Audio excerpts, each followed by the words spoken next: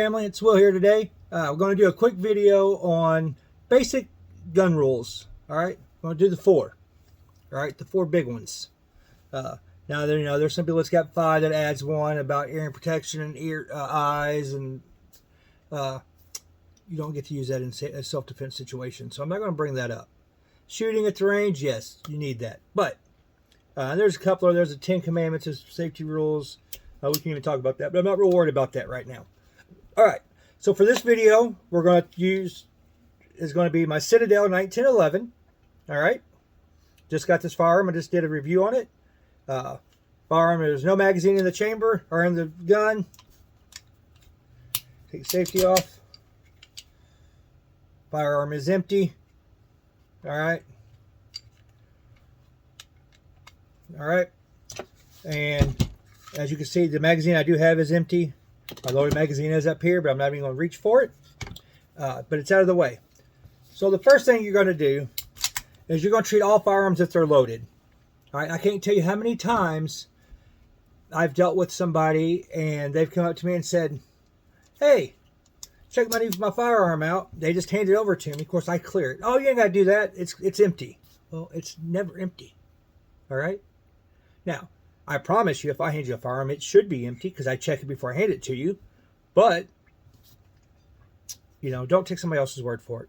If you work in a gun store, pawn shop, anything like that, or you're at a gun show and somebody wants you to see a gun, yeah, you do your own check. All right. Always treat this firearm as if it's empty. It's real simple. You want to drop the magazine. Magazine comes out. Set it down. You're going to slide it back. All right. You're going to physically check. You're going to look here, and you're going to look down the barrel. Make sure there ain't nothing in the chamber. It's real simple. Now, some people are scared that this is going to slide back and smash your finger. Keep your finger up on the slide release. Put your finger in there. Make sure there ain't nothing in the barrel or in the chamber. All right. Then just do it again. All right. Quick check. All right. Now, if the magazine's in it and you clear the first round, it pops out, and then you look again, and then when you close it, it's going to chamber another round. New shooters forget about that. So if you're around a new shooter, you're talking with somebody, remind them that, okay? Real simple. Bring it back, drop the magazine, it falls, or you grab it, whatever. Slide it, check, double check. There you go. Now you can hand your firearm to somebody. I've been known myself to hand it over this way and make sure they check as well, but I'd rather watch them do it themselves completely. It's number one. Every firearm's always loaded. Number two, never point your muzzle. This is your muzzle for new shooters, if you don't know. Anything you're not willing to destroy. So, you're at the gun store, or you're at a gun range, and it's a hot firearm. All right? You don't want to wave it around. All right? You don't want to do that. You're doing dry fire at home, even though you should not have any live ammo around you. Like I use my Manus X right here. All right? I use this. I put it on my gun. I can't put it on this one until I buy an adapter for the mag. But put it on my other guns, and I dry fire with it in the house. So I make sure there's no live ammo anywhere around me that could possibly get in that gun. All right? But still, even then, you make sure you're not pointing to your kid's bedroom or to the bathroom. Make sure you got a nice, good area where you can do that without having any issues. All right? Pretty simple. But you don't want to point that muzzle at anything that you're not willing to destroy. Like I said, you don't want to shoot through your kids' wall. You don't anything, or at the gun range. You want to shoot targets, not the person next to you. You don't want to wave it around. Number three, keep your finger off the trigger. You call it the bang switch.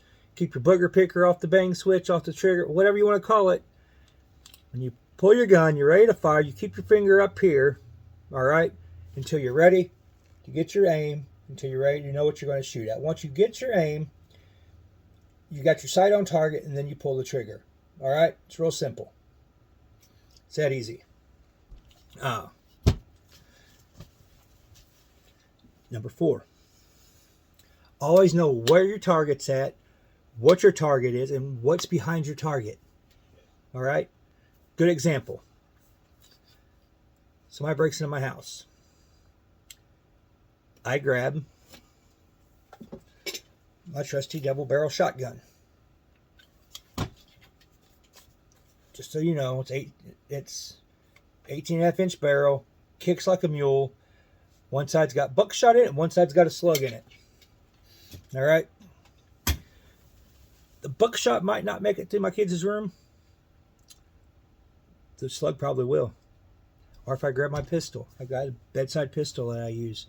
I've got an AR close to me that I use. It's a AR pistol.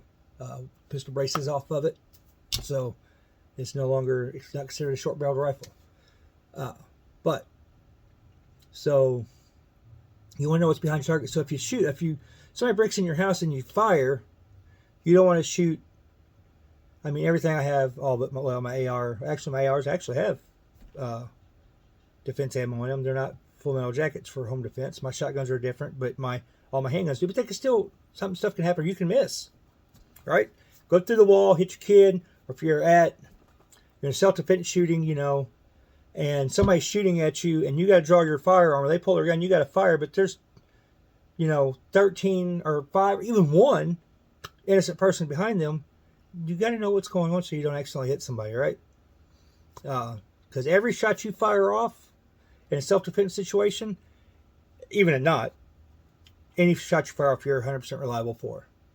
But in a self-defense situation, and, say you're in the store, somebody comes in, they start shooting people, and then you pull your gun out and you fire on them, and then you shoot 10 out of 11 rounds, or you shoot 11 rounds, 10 of them hit the individual, the mass shooter, but your one bullet strays and hits somebody else, you're going to be charged with that.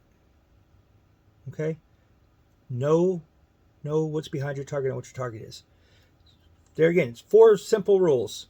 Treat all firearms if they're loaded. They're always loaded no matter what. Teach my kids that. My kids will tell you. Do not point that muzzle at anything you're not willing to destroy. Okay? So even joking around. Now, I know this gun's unloaded. Then you got a button. I've had friends that done this. Bring it over here and they look at it. Oh, it's unloaded. And then they point it at me. What the hell, dude? I take the gun away from them, and there it is. All right?